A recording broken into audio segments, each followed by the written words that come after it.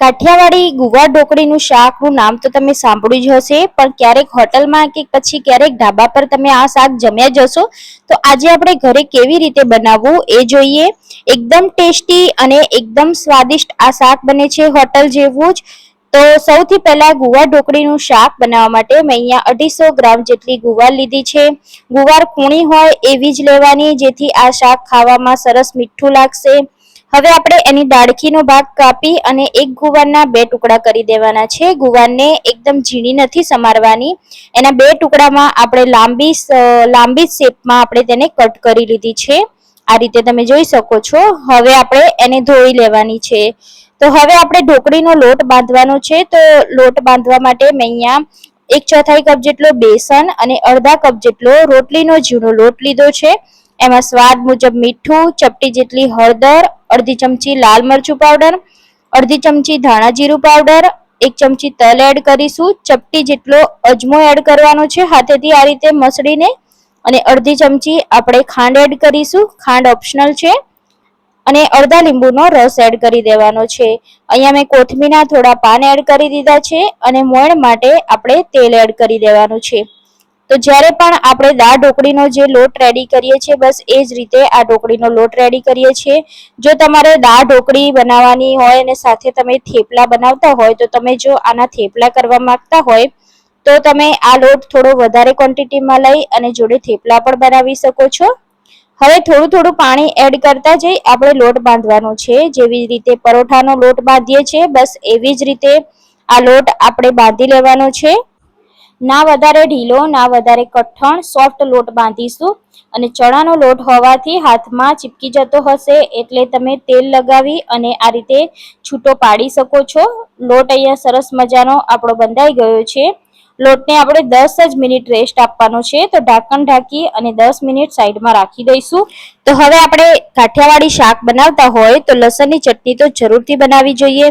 તો મેં અહીંયા 5 થી 6 નંગ લસણની કળી, એમાં 1 ચમચી કાશ્મીરી લાલ મરચું પાવડર એડ કરી સરસ એવી લસણની ચટણી બનાવી લીધી છે.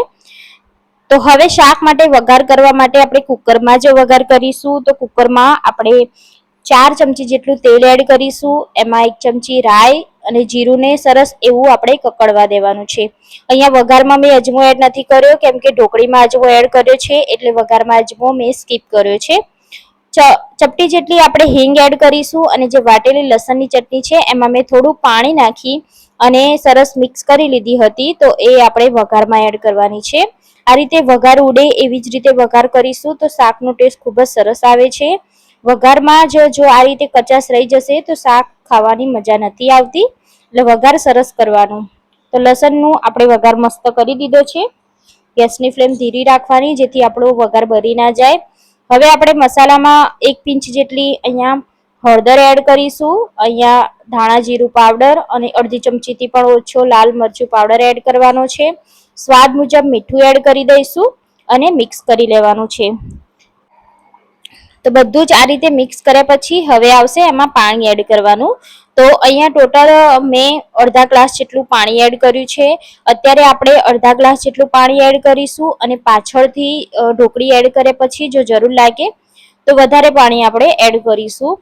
તો અહીંયા પાણી એડ કરી સરસ રીતે આપણે હલાવી દેવાનો છે અને કુકરનું ઢાંકણ બંધ કરી આપણે ગુવારની 1 જ સીટી વગાડવાની છે. કેમ કે આપણે ઢોકળી નાખીને પણ એને કૂક કરવાનો છે, એટલે ફક્ત અહીંયા 50% ગુવારને આપણે કૂક કરવાનો છે, એટલે 1 સીટી વગાડીશું. ત્યાં સુધી ઢોકળીના લોટને પણ સરસ એવો રેસ્ટ મળી ગયો છે. હવે આપણે એમાંથી પૂરીની સાઈઝના ગુલ્લા કરી લેવાના છે અને ઢોકળી બનાવવાની છે.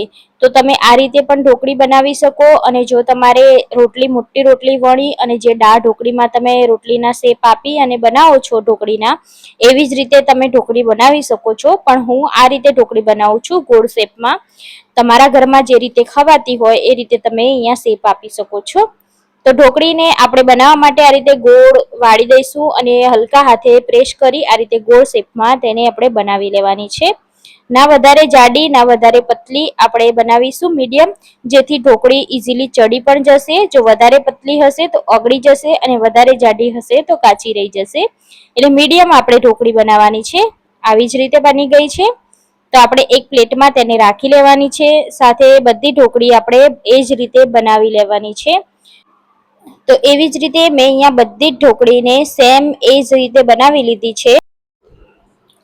અહીંયા તમે જોઈ શકો છો બધી ઢોકળી આપણી રેડી છે અને કુકરમાં જે આપણે એક વિશલ કરવાની હતી એ વિશલ પણ થઈ ગઈ છે। તો આપણે કુકરને ઠંડુ નથી થવા દેવાનું, પ્રેશર ખતમ થવાની રાહ નથી જોવાની, આપણે તરત જ ઢાંકણ આપણે ખોલી લેવાનું છે। અને તમે જોઈ શકો છો કે કુવાર અહીંયા 50% બફાયો છે, 50% કાચો છે, એટલે આપણે ઢોકળી નાખી અને પછી બીજો બાફવાનો છે। એટલે આપણે આમાં ઢોકળી એડ કરી દઈશું। સૌથી પહેલા આપણે ગેસ ચાલુ કરી લેવાનો છે અને એમાં એક એક કરી ઢોકળીને આ રીતે સેટ કરી લેવાની છે। તો અત્યારે જે આપણે પાણી એડ કર્યું હતું એ મને ઓછું લાગે છે, કેમ કે ઢોકળી જ્યારે ચડશે ત્યારે બધું પાણી ઓબ્ઝર્વ કરી લે છે, પછી કોરું પડી જશે શાક। અને આ શાક થોડું રસાવાળું લચકા પડતું હોય તો ખાવાની મજા આવે છે।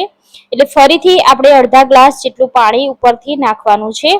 તો ફરીથી મેં અડધા ગ્લાસ પાણી નાખી અને આપણે ઢોકળીને એકવાર મિક્સ કરી લેવાની છે। તો અત્યારે તમારો કોઈ પણ મસાલો ચેક કરી લેવાનો, જો તમને મસાલો કોઈ ઓછો લાગતો હોય તો તમે અહીંયા એડજસ્ટ કરી શકો છો। ઢાંકણ ઢાંકી અને ફરીથી આપણે 3 વિશલ તેની કરવાની છે। 3 વિશલ પછી પ્રેશર ખતમ થાય પછી ચેક કરવાનું। તો અહીંયા તમે જોઈ શકો છો કે આપણા ગુવાર ઢોકળીનું શાક સરસ મજાનું રેડી થઈ ગયું છે। આ રીતનું લચકા પડતું થોડું રસાવાળું શાક હશે તો ખાવાની મજા આવે છે। ઢોકળી પણ સરસ એવી કૂક થઈ ગઈ છે અને ગુવાર પણ આપણો મસ્ત મજાનો છૂટો છૂટો બન્યો છે। તો આ રીતનું શાક બનાવવા માટે ફક્ત 10 થી 15 મિનિટ લાગે છે। લાસ્ટમાં આપણે 1 ચમચી ગોળ અને અડધા લીંબુનો રસ એડ કરી દઈશું, જેથી આ શાક આપણું બહુ જ ટેસ્ટી લાગશે। અને લીલા ધાણા એડ કરી દેવાના છે અને પછી હલાવી અને એકાદ મિનિટ જેવું થવા દેવાનું છે। પછી આપણે ગરમા ગરમ આ શાકને બાજરીના રોટલા જોડે, રોટલી સાથે કે પછી ભાખરી સાથે તમે સર્વ કરો, ખાવાની એટલી મજા આવશે કે હોટલના શાકને પણ ટક્કર મારી દેશે। એકવાર આ રેસીપી જરૂરથી ટ્રાય કરજો, તમારા બાળકોથી લઈ મોટા બધાને આ રેસીપી બહુ જ ભાવશે, આ શાક બહુ જ ભાવશે।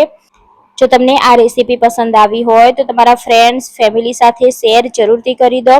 ચેનલ પર નવા છો તો ચેનલને સબસ્ક્રાઇબ કરવાનું ના ભૂલશો। બાજુમાં રહેલા બેલ આઇકોન દબાવી દો, જેથી નવી નવી રેસીપીના નોટિફિકેશન ફ્રેન્ડ્સ સૌથી પહેલા તમને મળી જાય। તો ફરીથી આપણે આવી જ નવી રેસીપી સાથે મળીશું। ત્યાં સુધી બાય બાય, જય Shri Krishna, thank you for watching.